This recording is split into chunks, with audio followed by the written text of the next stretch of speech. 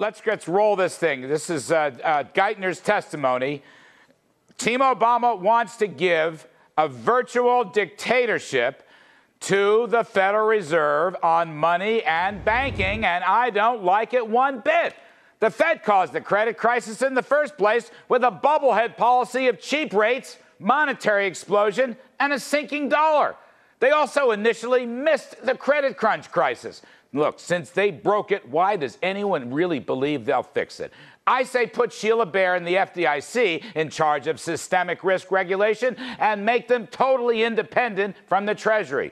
And let the Federal Reserve return to a market price rule for money, including gold, the dollar, bond rates, and commodities.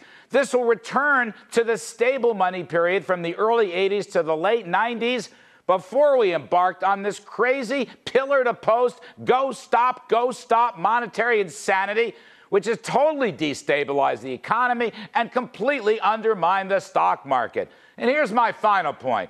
Washington is spending far too much time on regulations, which is a statist government approach. They're not spending enough time on ways to grow the economy, with free enterprise incentives and strict limits to spending, borrowing, debt creation, and taxes. Look, we need economic growth right now. That is number one. We need risk-taking. We need entrepreneurship. And yes, we need all kinds of transparent markets. I'm all for that. But we need growth, growth, growth. I didn't hear a word about that in today's hearings. And by the way, speaking of limits, borrowing and debt. Oh my God, the Treasury is going to auction $104 billion in debt next week. That is another record. The earlier record was set a few weeks ago, and the record before that a week before the earlier record. Talk about the need for limits. Stop the fiscal insanity. That is my message. This dictatorship from the Fed is a terrible idea.